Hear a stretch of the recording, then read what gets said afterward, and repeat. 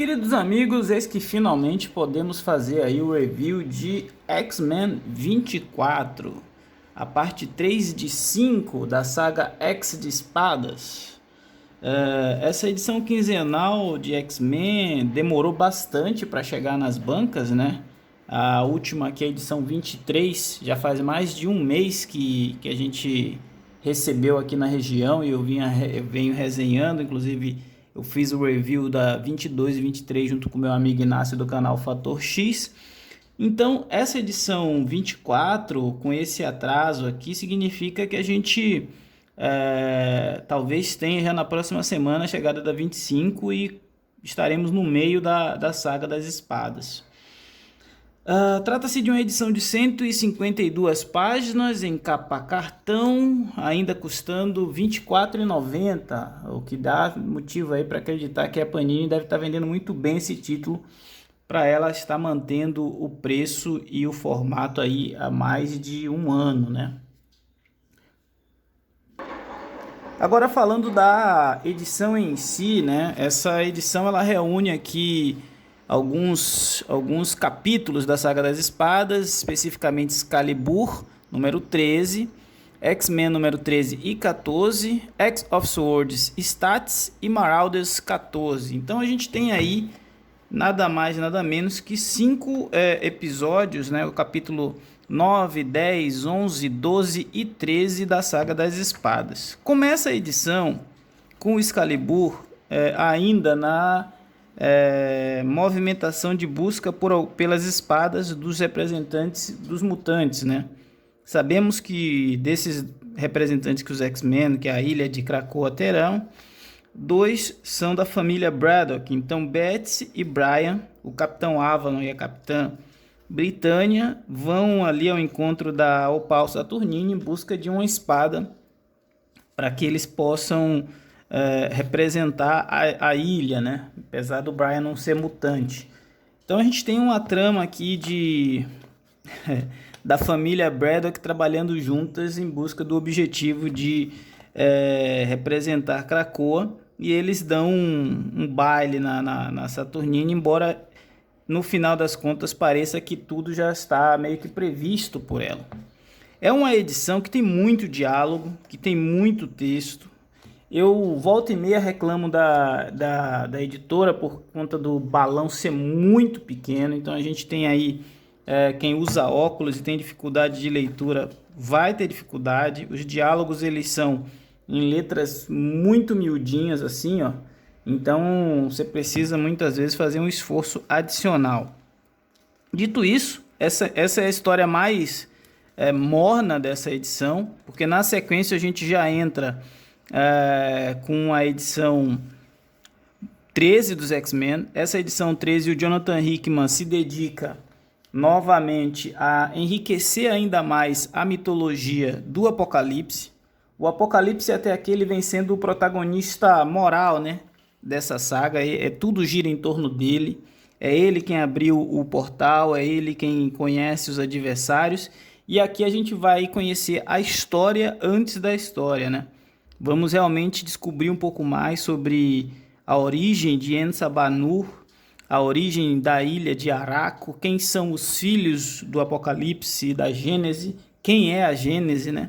Então o Hickman ele enriquece profundamente a mitologia de um personagem que já era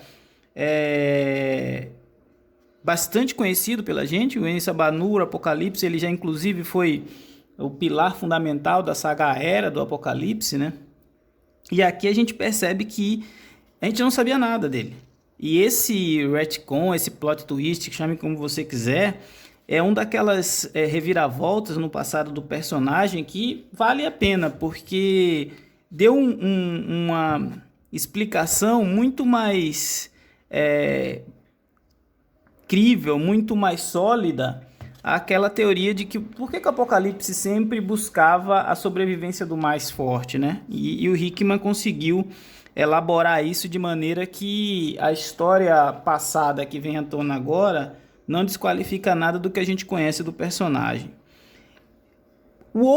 A outra metade dessa edição é basicamente dedicada a apresentar os personagens da Ilha de Araco, que serão os seus espadachins. Então, a criação de todo um universo, de todo um mundo, é algo que você está presenciando aqui, porque a gente já conhece os X-Men, já conhece os vilões, já conhece os seus adversários, mas agora o Hickman ele está construindo realmente todo um universo para ser a outra metade, né? O outro lado da ilha de Krakoa, que até então era desconhecido. Em determinado momento, o Invocador ele deixa bem claro que, independente do que aconteça no Torneio das Espadas, o objetivo principal é que as duas ilhas se reúnam.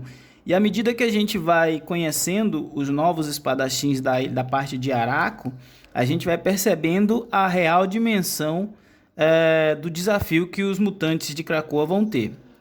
Mas em meio a tudo isso, o Hickman não deixa de desenvolver ainda mais o plot do Apocalipse. Por quê? Porque os espadachins foram selecionados, as espadas foram escolhidas, o cenário das batalhas estão sendo apresentado, a Saturnine vem estabelecendo as suas regras, mas a reunião familiar de Gênese e Apocalipse é talvez a cereja do bolo de uma saga que se mostra grandiosa, mas que claramente tem o seu protagonista muito claro, muito bem definido, e ao redor dele tudo se estabelece, né?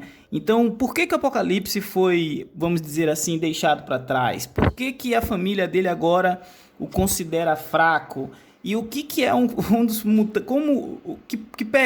Que régua a gente pode estabelecer para esses outros mutantes, uma vez que talvez um dos mais poderosos mutantes é considerado fraco perto deles? Então são várias questões que essa edição traz. Eu peço desculpa aí pelo barulho infinito, porque a reforma e as construções aqui nas proximidades estão perturbadoras.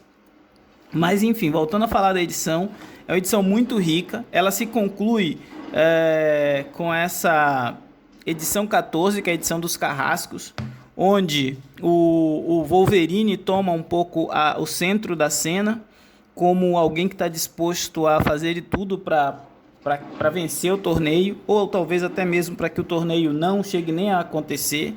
E aí a gente tem um jantar onde são apresentados os competidores e outros atores envolvidos.